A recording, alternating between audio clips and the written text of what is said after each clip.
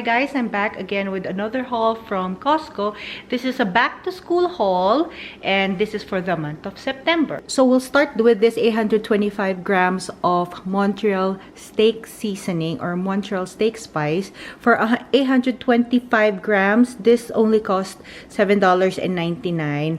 I've been using this frequently together with my steaks or pork chops, and I figured just get this whole big container. And kasi yung mga maliliit na ganito ang mga sizes, guys, it's about $5 sa regular grocery store. So talaga malaking tipid if you get this big jar or big container of this. Next one, I always get this. This is my Better Than Bouillon chicken, roasted chicken paste, and then the Better Than Bouillon roasted beef paste. This is about $8 each. So I just dilute this with water. This is good for your sopas. Kuha ka lang ng a tablespoon of this Better Than Bouillon chicken and then add about 4 cups of water, and then masarap na yung inyong broth. I still have avocado oil from my last haul. Siguro meron pa akong mga 1/4. I decided to get one already. We have this new product. It's nuts and seed peanut butter. Meron siyang blend of cashew nuts, almond, chia seeds, Brazil nuts, sunflower seeds, pumpkin seeds, and hazelnut. So this should be good. Wala na rin kaming stock ng aming maple syrup. So kumuha uli ako ng 1 liter na maple syrup. Itong blueberry jam, this is for my daughter. This is her favorite. We also got 282 grams. So we also got this Saputo Swiss cheese. Masarap to sa sandwiches ninyo. Tama-tama, bumili din kami ng deli ham. Kumuha din ako ng Philadelphia cream cheese. I'm planning to make some recipes using cream cheese, so mainam nang meron tayo nito. We also have Simply Natural Organic Tomato Basil Pasta Sauce. This is good for your lasagna or your zucchini lasagna, spaghetti, or kung ano-ano mga pasta na gagamitin ninyo. We have this Kirkland Organic Virgin Coconut Oil. It's cold pressed and unrefined. And this is 2.48 liters.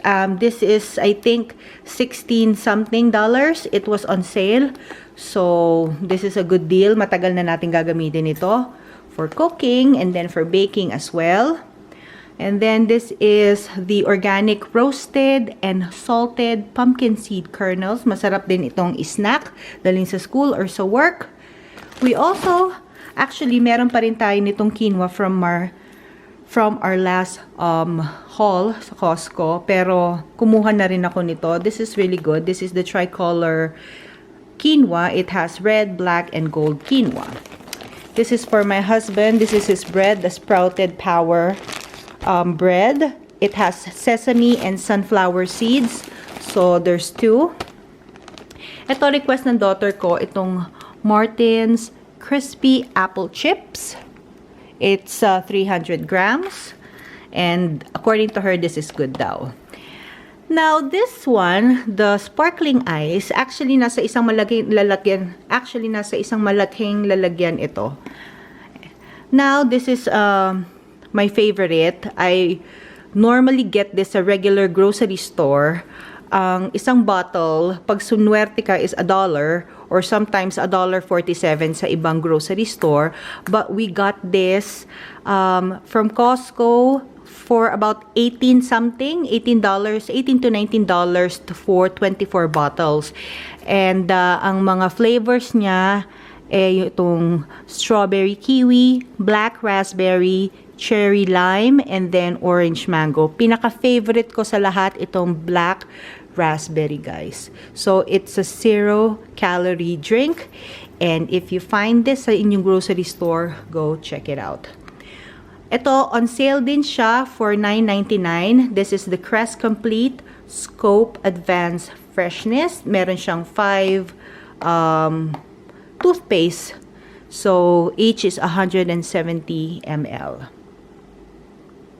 Onto our fruit and vegetable section, I got this Brussels sprouts. Masarap ito i-roast with olive oil or avocado oil, salt, pepper, and then garlic. Or i-add nyo some bacon as well to this. And it's a perfect side dish. Of course, hindi mawawala yung ating broccoli and yung ating cauliflower. I'm planning to make cauliflower fried rice using this florets. This one, we saw this as well, bago lang. It's a plum prune fruit. So, we'll give this a try. Actually, my daughter had this and my husband had this as well. So, pinabaong sila sa school at saka sa work. They had 2 each. Just wash it well, guys, okay? And then, this is for the smoothie. Itong 3-berry blend. It has raspberry, blueberries, and blackberries. This is good for smoothies or if you make your acai bowl or fruit bowl. And last but not least, sa ating meat section, since back to school nga, we got this smoked black forest ham. There's 2. Yung isa, gagamitin na namin, and then yung isa, ilalagay muna namin sa freezer until we're ready to use it. Of course, nandito yung aking chicken breast. It's uncooked, boneless, skinless, and seasoned chicken breast. I'm gonna try and make cracked chicken sa slow cooker using chicken breast, and then yung aking cream cheese. We also have this tail-on raw shrimps. You often see me buying this. This is convenient. Just add a little teriyaki sauce and then some broccoli, and you have a nice dinner for the family. From my previous vlogs a few months ago, bumili na rin kami nito and we love it. I just make my orange vinaigrette. So, this is a good lunch or a good dinner for the family. Meron din akong nakuha nitong organic lean ground beef. So, 3 siya in a pack. They were, I think, $24.99. So, pwedeng pang spaghetti, pwedeng pang tacos, and then kung ano man ang may isip nyo using ground beef. We also have this 30 extra large eggs. And then, last but not least, itong fully cooked pork sausage rounds. This is from Greenfield. It's the never ever added antibiotic free and hormone free sausages. Maganda tong baon sa school, sa mga bata. Ilagay mo lang sa English muffin ninyo.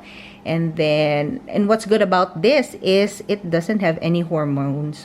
It doesn't have any hormones or antibiotics. So there you go, guys. That was our haul for the month of September. That's our back to school haul for the month of September. Thank you for spending time with me. Until next time. Bye-bye.